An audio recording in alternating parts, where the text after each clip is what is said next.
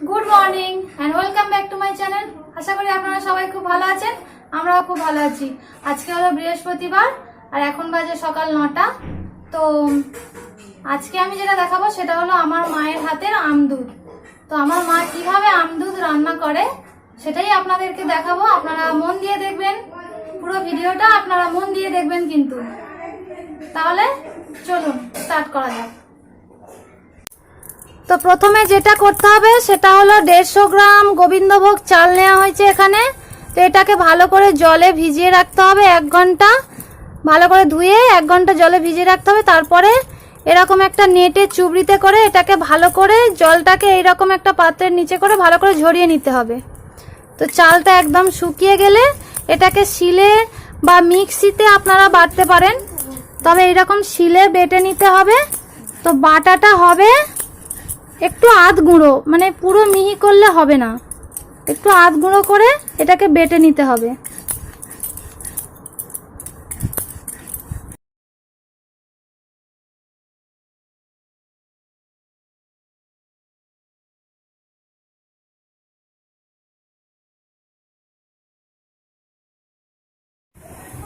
তো আমটাকে এবারে ছাড়িয়ে নেওয়া হচ্ছে। এর মধ্যে আমটা মেন উপকরণ, আম দিতেই হবে, আমদুধ মানে।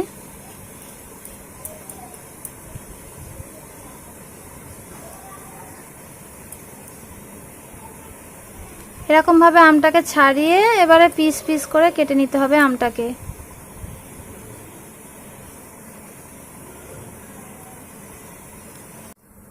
আর এদিকে দেখিয়ে দিই, চালের গুঁড়ো রেডি হয়ে গেছে। আমটাকে পিস পিস করে কেটে নিয়ে তারপরে এরকম হাত দিয়ে একটু এরকম চটকে নিতে হবে। আপনারা মিক্সিতেও এটাকে বেটে নিতে পারেন। তো এইভাবে হাতের সাহায্যে ভালো করে এটাকে মিহি করে নেওয়া হবে। তো দেখুন আমটাকেও ভালো করে পেস্ট করে নেওয়া হয়ে গেছে। তো এবারে পরের স্টেপে চলে যাব আমরা। তো এরকম একটা হাঁড়ি নেওয়া হয়েছে, এই হাঁড়িতে আধ হাঁড়ি জল দিয়ে দেওয়া হয়েছে। তো এর মধ্যে এবারে দুধ দিয়ে দেওয়া হবে। তো এতে আছে 100 গ্রাম দুধ। তো আপনারা চাইলে আরো বেশি দুধ দিতে পারেন।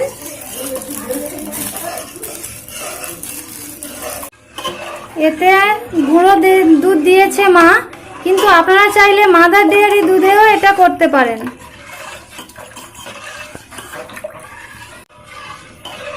দুধটাকে একটু ভালো করে মিক্সড করে নেওয়া হচ্ছে।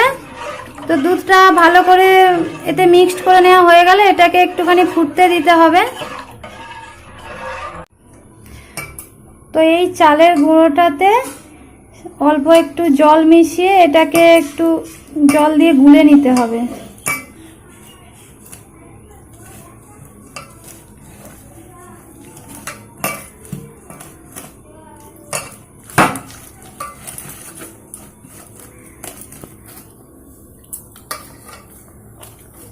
আপনারা দেখুন এইভাবে একটু জল দিয়ে চালের গুঁড়োটাকে একটু মিক্সড করে নিতে হবে।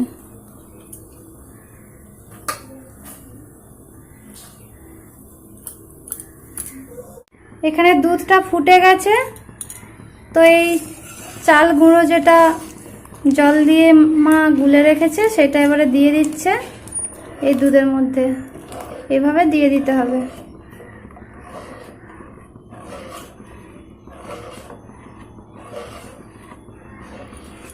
এইভাবে চালের গুঁড়োটা একটু জল দিয়ে মাখিয়ে নিলে কি হয়, তো দলা পাকিয়ে যাবে না দুধের মধ্যে ছাড়লে। একেবারে শুকনো গুঁড়োটা দিলে না দলা পাকিয়ে যাওয়ার সম্ভাবনা থাকে।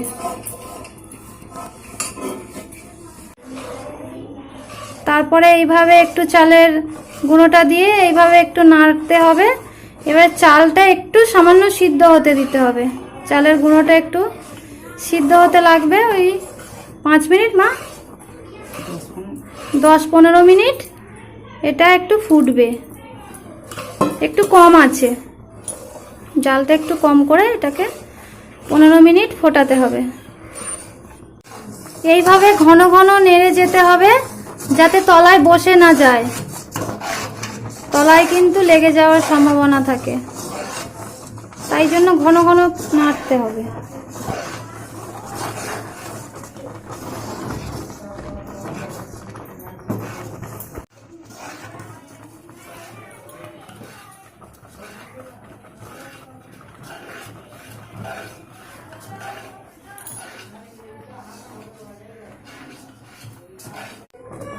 তো এতে একটুখানি অল্প পরিমাণে নুন দিয়ে দিতে হবে, একদম সামান্য পরিমাণে। আর টেক্সচারটা ঠিক এই রকম ঘন থকথকে হতে হবে। যত ঘন থকথকে হবে তার মানে ঘন থকথকে হয়ে গেলে তারপরে আমটা দিতে হবে। তো এটা অনেকটাই ঘন হয়ে গেছে। তো এরপরে এই আমটাকে, আমের যে কাঁচটাকে বের করা হয়েছে এটাকে দিয়ে দেওয়া হলো। তো আমটাকে দিয়ে আবার ভালো করে মিক্সড করে নেওয়া হচ্ছে।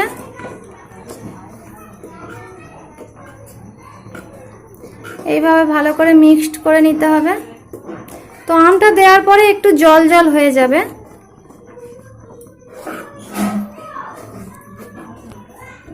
তো আমটা দেওয়ার পরেও কিন্তু আরও 15 মিনিট একইভাবে ফোটাতে হবে।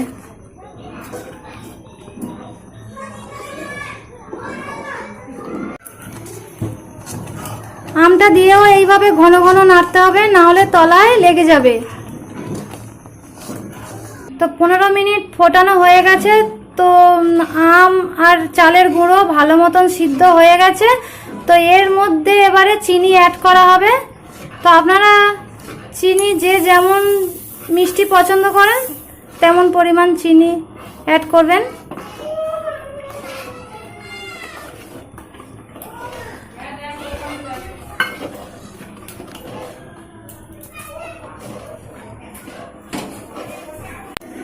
তো চিনি দেওয়ার পরে 5 মিনিট ফুটিয়ে নিলেই রেডি হয়ে যাবে আম দুধ।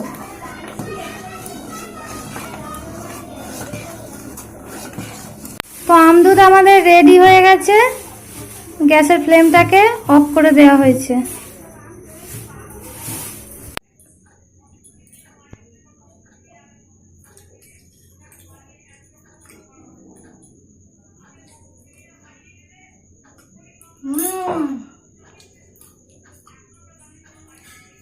দারুণ হয়েছে, দারুণ।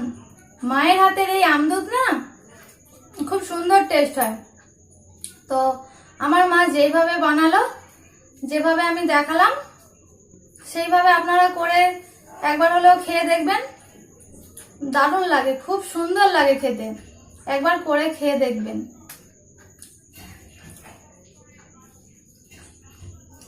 আমার তো দারুণ লাগে। আমার মা এটা প্রতি বছরই আমাকে করে খাওয়ায়, আর আমি এটা খেতে খুব ভালোবাসি।